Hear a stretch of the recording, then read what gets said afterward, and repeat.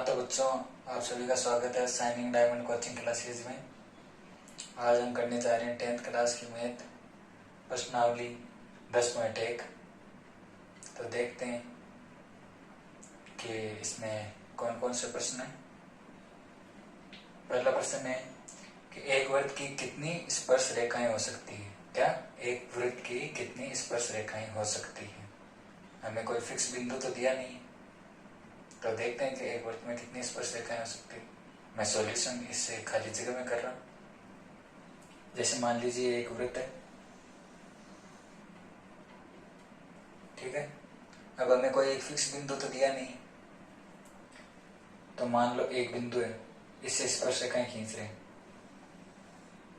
एक इधर और एक बिंदु से दो खींची जा सकती।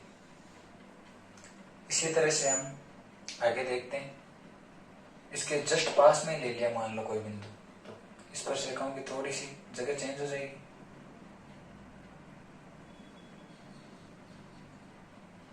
कुछ इस प्रकार से बनेगी।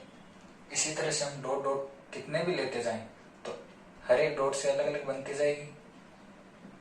बहुत से बिंदु ले सकते हैं इस तरह से हम, बिल्कुल। तो हर एक बिंदु से लेंगे तो पता नहीं कितने अनगिनत रेखाएं बन सकती। तो कितने स्पर्श रेखाएं हो सकती है, आप खुद सोच के बताइए। अनंत। अब आपकी बुक में क्या दिया हुआ है, अपरिमित रूप से अनेक।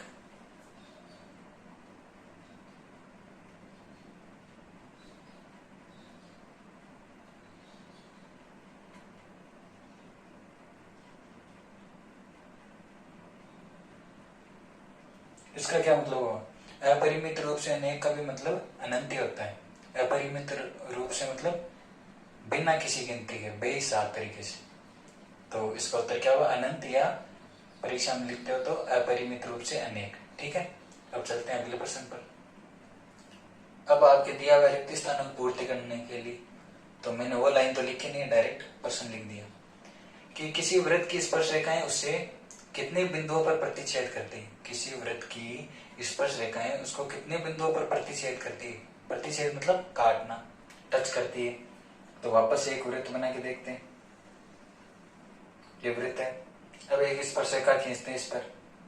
चाहे तो आप ऐसे खींच के देख लीजिए, ऐसे नहीं खींचते हो तो स्पर्श रेखा तो कहीं पर ही बना सकते हैं। ये टच करके गई, तो ये स्पर्श रेखा इससे होकर गुजर रही है, तो कितने बिंदु पर टच कर रही है, सिर्फ एक बिंदु में। तो इसका उत्तर क्या होगा, एक।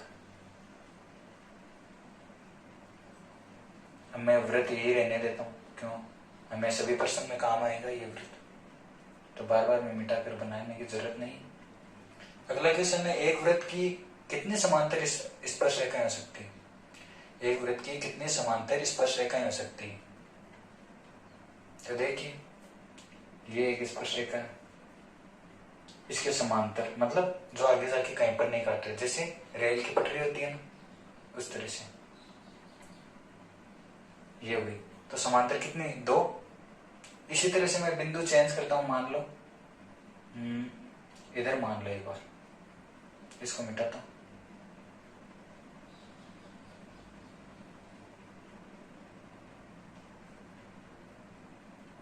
तो यहाँ पे बिंदु उसके समांतर है, तो ये बिंदु जाएगा ना, ये भी तो चेंज होगा।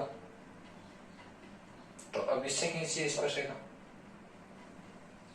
कुछ इस तरह से जाएगी, तो ये इसके समांतर,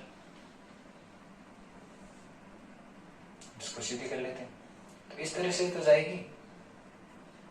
अब बिंदु चेंज हो गया, लेकिन आपस में दो समांतर रेखा हुई ना, फिर भी आप चाहे कितने भी बिंदु अलग अलग लोगे तो आपस में तो दो ही समांतर रेखाएं जाएगी ना। तो इसका उत्तर क्या होगा, एक वृत्त की दो समांतर स्पर्श रेखाएं हो सकती। ओके, चलते हैं नेक्स्ट क्वेश्चन पे। और ये वृत्त हमारा काम आएगा बार बार में, इसलिए इसको तो यहीं पे रहने देते हैं।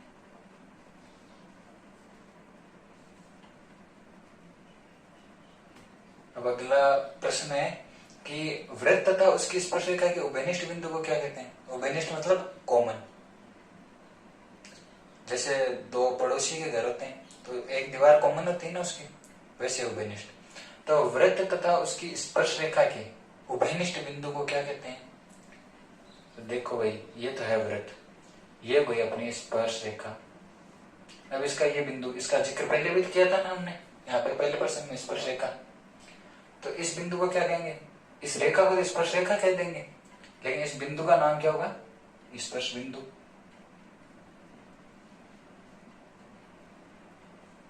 क्या कहेंगे? स्पर्श बिंदु। तो लिख दूं, वृत्त तथा उसकी स्पर्श रेखा के उभयनिष्ठ बिंदु को क्या कहेंगे? बताइए। स्पर्श बिंदु। अच्छा, एक क्वेश्चन छूट गया क्या यहाँ पे? वृत्त को दो बिंदुओं पर प्रतिच्छेद करने वाली रेखा को क्या कहते हैं? सेकंड वाला छूट गया ना। वृत्त को दो बिंदुओं पर प्रतिच्छेद करने वाली, प्रतिच्छेद मतलब काटने वाली रेखा। दो बिंदुओं पर कौन सी काटेगी? स्पर्श रेखा तो सिर्फ एक बिंदु पे काटती, इसका मतलब इसके वृत्त के बीच में से गुजारना होगा हमें। अब दो बिंदु मिल गए ना, चाहे कहीं पे खींच दो, फिर भी दो ही बिंदु होंगे। ये एक ही रेखा पूछ रहा है, मैं तो दो तीन बना के दिखा रहा हूं। तो दो बिंदुओं पर काट रही, इसको क्या कहेंगे? इसको बोलेंगे प्रतिच्छेदी रेखा। क्या बोलेंगे? प्रतिच्छेदी रेखा। लेकिन आपके बुक में नाम चेंज करके दिया हुआ है। आपके बुक में क्या नाम दिया हुआ है? उत्तरमाला है।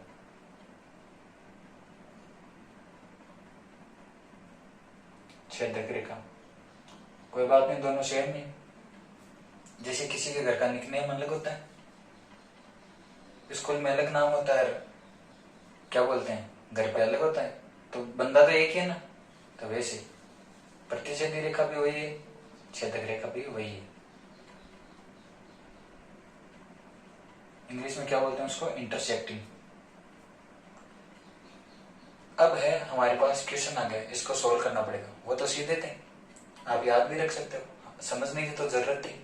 ज्यादातर समझाते नहीं है, डायरेक्ट करवा देते हैं, उत्तरमाला से देखो रट लो। तो मैंने आप लोगों को समझाया। चलो, ये वृत्त थोड़ा अच्छा नहीं लग रहा है, सही सा बना लेते हैं।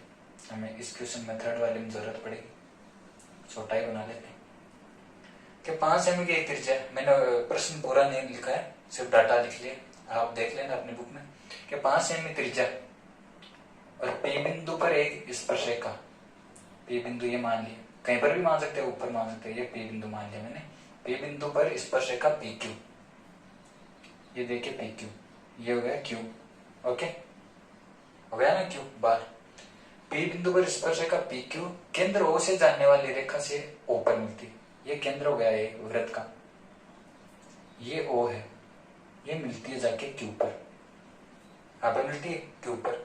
अब ओ क्यू कितना है? ओ क्यू रेखा कितनी दे दी हमको? 12 सेंटीमीटर, और पी क्यू हमें ज्ञात करना है। तो इसमें क्या दिया शुरू में? 5 सेमी दिए ना त्रिज्या, त्रिज्या कितनी दी? 5 सेमी, तो ये त्रिज्या हो जाएगी, इसको यहाँ पे लाके टच कर दिए। ओके, अब क्या है कि हमने पहले पढ़ा हुआ है प्रमेय वगैरह में कि जब स्पर्श रेखा और त्रिज्या जहां पर मिलती है 190 डिग्री का कोण होता है, मतलब लंब होती है, त्रिज्या लंब होती है स्पर्श रेखा पर, तो लंब कितने डिग्री का कोण बनाता है? 90 डिग्री का। समकोण बन गया ना ये त्रिभुज, तो समकोण बनते ही और हमें ये भुजा ज्ञात करनी। ये त्रिभुज दिख रहा है, अब वृत्त को भूल जाओ एक बार, ये वृत्त दिख रहा है और समकोण त्रिभुज बन रहा है। तो समकोण त्रिभुज में क्या हो गया कि हम ये भुजा ज्ञात करने के लिए क्या लगा सकते हैं? पाइथागोरस प्रमेय। तो मैं इधर सोल्व कर रहा हूं सॉल्यूशन, पाइथागोरस प्रमेय से।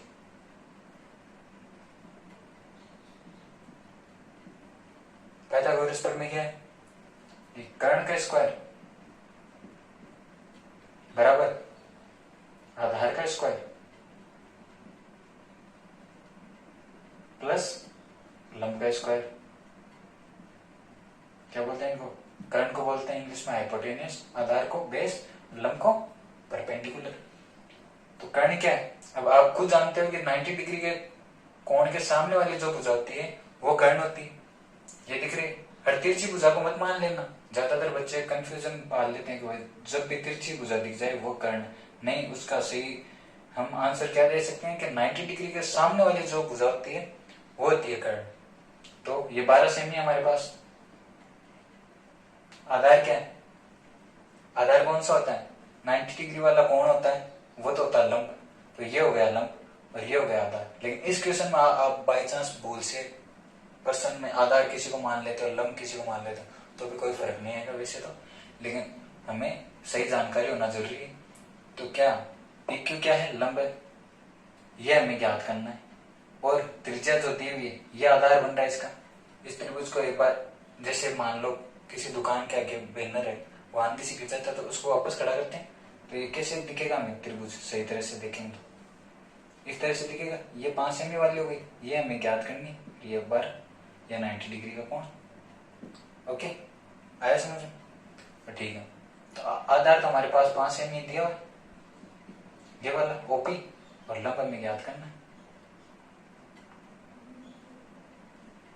वैसे देखें तो लंब की जगह क्या लिख सकते हैं हमने? PQ ज्ञात करना ना, तो PQ लिखो, PQ का स्क्वायर कर दो। 12 का स्क्वायर कितना होता है? 144, 144। 5 का स्क्वायर सभी को पता है 25, और PQ हमें ज्ञात करना है। अब पक्षांतरण करते हो आ रहे हो आप छोटी क्लास में से, 9th में तो सीखा ही। तो 25 इधर जाएगा, ये प्लस का इधर जाके क्या हो जाएगा? माइनस का। PQ अपनी जगह ही बड़ा है, ये इसमें से घटाया तो कितना आया? 119। PQ स्क्वायर अपनी जगह। स्टेप बाय स्टेप चल रहे हैं, आप परीक्षा में डायरेक्ट भी लिख सकते हो, आपको समझ में आ जाता है। तो जैसे अब मैं यहाँ से स्क्वायर हटाऊंगा तो इधर से स्क्वायर हटाया तो इधर जाके क्या बन जाएगा? रूट। ये संख्या आ जाएगी रूट में। यही हमारा आंसर है इस क्वेश्चन। अब आप चाहो तो एक लाइन ये बीच में से हटा सकते हो, डायरेक्ट समझ में आ गया। यहाँ पे 119 किया और स्क्वायर डायरेक्ट हटा के रूट लगा दिया, आप ऐसे भी कर सकते हो। ओके, समझ में आया? अब क्या है, एक वृत्त बनाना है, उसकी समांतर रेखा, 2 समांतर रेखाएं किसने, जिसमें से एक तो स्पर्शरेखा और दूसरी क्या हो? प्रतिच्छेदी, इंटरसेक्टिंग, मतलब काटने वाली। तो वो क्या है कि नीचे थोड़ा आपको सही नहीं दिखेगा, शायद इतना पूरा रेंज में आ नहीं रहा, तो मैं इस क्वेश्चन को भी ऊपर कर रहा हूं, ठीक है? समझ आना हो सर, इधर डिवाइड करके सेपरेट कर देता हूं और चेन लगा देता हूं आपके लिए। इसका आंसर इधर है, आंसर 4। कैसे बनेगा? अब देखिए, ये हो गया एक वृत्त, प्रकार से बनाना भाई, ठीक है? प्रकार से बनाना।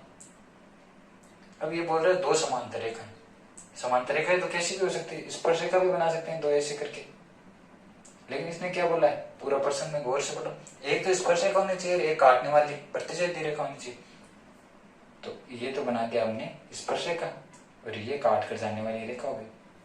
आप इस रेखा को ऊपर भी बना सकते हो, इसको नीचे बना सकते हो, और नाम दे देना। लेकिन जैसे मैंने एक को तो दे दिया AB, इसको PQ, ये वृत्त का केंद्र हो, और इन बिंदुओं को भी नाम दे लो, M N M N O, sorry O तो पहले दे दिए, M N S कुछ भी दे दो, ठीक है?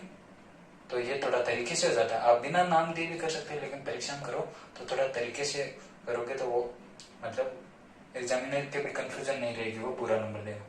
ठीक है, समझ में आ गई? 10 पॉइंट एक तो हमने आज कर ली, अब अगले वीडियो में हम 10.2 करेंगे। धन्यवाद, थैंक यू।